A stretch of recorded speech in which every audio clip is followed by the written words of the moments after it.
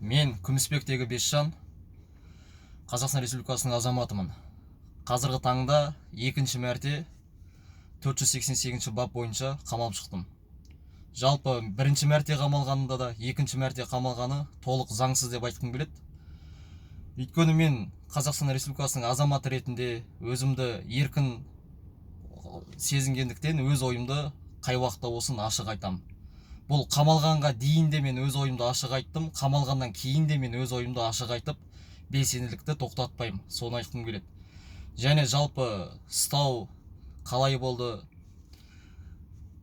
Бұлар 21 күні қорқса керек бізді алаңға шығады деп, өз ойын айтып қояды деп.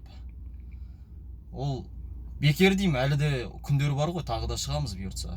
21 күні шықпасын деп 18 күні ұйықтап жатқан жерімнен алып кеткен болатын осы қызметкерлер. Және алып кету барысында заң бұзушылықтар да болды. Өйткені бұлар ешқандай да повестка, прокурордың санкциясы ешқандай да қағазсыз келді үйге. Және де мені бөлімшеге алып барам деді. Мен мейлі жарайды, бөлімшеге барып бүкіл ақпараттармен танысам ғой деп ойлағам. Жолда байқап қалдым, бұлар мені сотқа алып барады екен де бірден. Мен одан телефонымды алып қалтамнан бірден жақындарыма және адвокат шақыруды әрекет етейін деп телефонымды алғанымда қолымнан телефонымды тартып алды. Оны да мен заңсыздық деп білемін, өйткені бұл менің жеке мүлкім, менің құқығым ғой. Ал сотқа барған соң мен адвокат шақыратынымды айттым. Бұлар әрі-бері сасқалақтап, уақыт өтіп жатқанда бұлар өздері бір тыпырши бастады да, тез соттағысы кеп, асығып, адвокаты кеп қояма деп. Бір кезде мен алдап шақырды, сізді болама деп. Барып кабинетке кірген едім, сөйтсем ол сот залы екен де. Енді ана жерден адвокат таныстырып отыр, міне осы дежурный адвокат деп. Мен бұл сотқа әлі қатыспаймын, өйткені мен өзімнің адвокатымды шақырып қойдым, соны күтетінімді айтқан болатынмын. Өйткені мен ағайындарыма айтып қойдым, олар адвокат қарастырып жатқан болатын сол уақытта. Яғни дежурный адвокаттан бас тарттым. Бірақ олар мен енді сот өзімнің келісімсіз өткелі тұрған сот болғандықтан мен шығып кетейін десем, әлгі алып келген екі полиция қызметкерлері, соның біреуі есікке тұрып алған, шығармайды.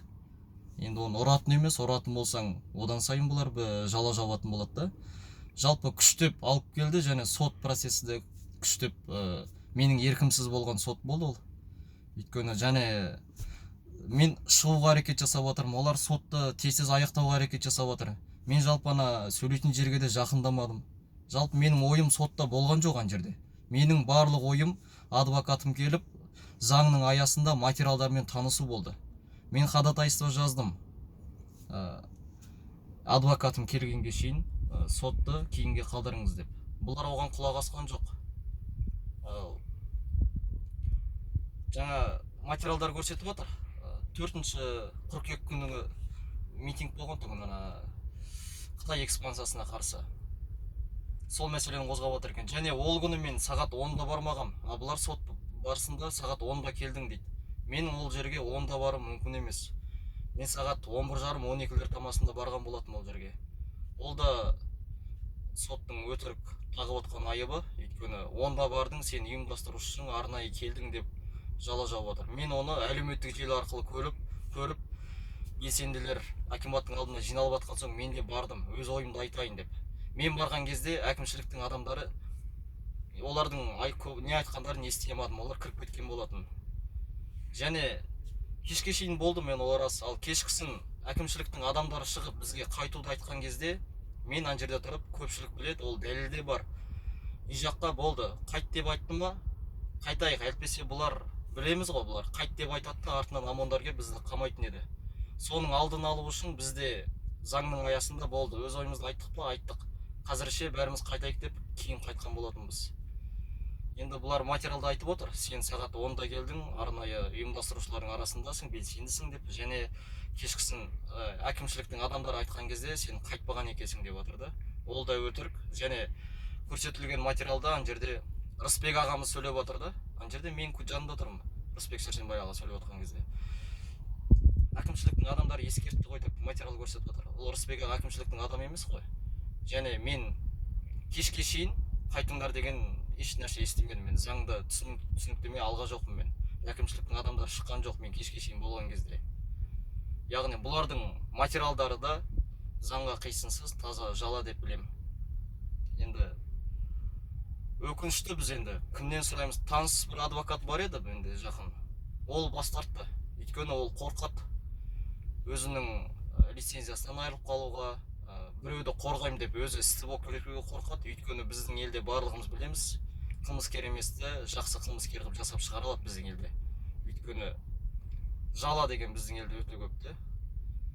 Сол менің еш нәрседен қорықпаймын, тек жала арқалап кеткім келмейді менің. Адал жүріп адал тұр дейді ғой. Ол менің борышым, ол менің міндетім өз ойымды ашық айту, ашық жеткізу. Өйткені мен қоғамда осы қазақ елінде өмір сүріп жатырмын, әділетсіздіктерді көріп жатырмын. Сондықтан да мен өз ойымды айтуға құқылымын мен. Ол заңның аясында да 32-ші бап ол біздің құқығымызды шектемеген, біз бейбіт түрде жолығып өз ойымызды ашық айта аламыз. Және 3-ші бап мемлекеттің негізгі бастау көзі ол халық. Сол халық менмін, ол әр адам, ол біз. Сондықтан да мен өз құқығымды таптатқызбауға тырысам, өз құқығымды айтуға, пайдалануға әрқашанда тырысам. Және олардың жасап жатқан әрекеттері бұған дейін де бірнеше тергеулерде болдық. Дастарханды, столды ұрып, бір қабырғаны ұрып, ондай да бір қорқытулар болды. Оның барлығы бір ақымақтық нәрсе, надандық нәрсе деп білемін. Оның барлығы надандық. Олардың білімдері бар шығар, оқып сорада жүрген шығар, ана прокурордың орынбасары болып, комитетчик болып. Бірақ ол бізге әсер етпейді. Өйткені бізде басты нәрсе ол намыс бар, рух бар. Ол ұлтқа қызмет етіп, білімнен емес, мінезден соны оқысын. Бұлар мінез танытып, бір өздерінің ана арамдықтарына қарсы бір мінездер тапса екен бұлар. Бір әрекет жасап, біздің айтып жатқан наразылықтарымызға құлақ асып, қоғамда болып жатқан заңсыздықтарды әшкерелеп, оны сонымен жұмыс жасауға тырысса екен. Заманбек ағамыз айтады ғой, ақылды билік ол наразы халықтың себебімен күреседі. Бұлар не үшін шығып жатыр, не үшін наразы болып жатыр, бұларға не жақпай жатыр деп, сол біздің наразылығымыздың себебімен күреседі екен ақылды билік. Ал ақымақ билік наразы халықтың өзімен күреседі. Яғни қазіргі біздің елдегі билік ол ақымақ билік деп мен ашық айта аламын. Өйткені бұлар біздің айтып жатқан наразылығымызға емес, біз үйде ұйықтап жатамыз, үйлеңдеп алып кетеді, қамайды.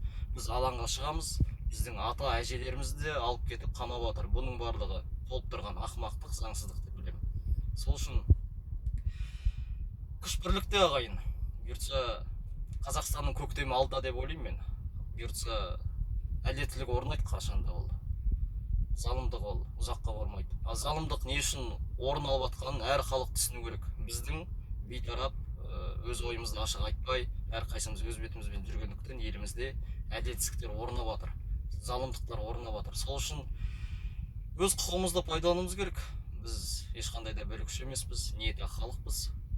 Жалпы митингтерге алып қарасаңыздар да, осы жаңалықтардан қарасаңыздар да, әлі біреудің басы шығып, көзі шығып, басы жарылып, ондай оқиға болмаған. Барлығы бейбіт түрде, барлығы саналы түрде болып жатыр заңның аясында. Сол үшін мен митинг деген көзқарасым барлығы оң. Өйткені кезіндегі қай уақытта болсын қазақтың көтерілісі, қазақтың жиыны, оның барлығы бүгінгі заманмен алатын болсақ, ол митингпен пара-пар. Сондықтан құқық үшін күресейік. Күш бірлікте ағайын. Қазақстан демократиялық зайырлы мемлекет шын мәнінде болады. Біз оған кәміл сенеміз. Тек бірлік керек, әрекет керек. Алға Қазақстан.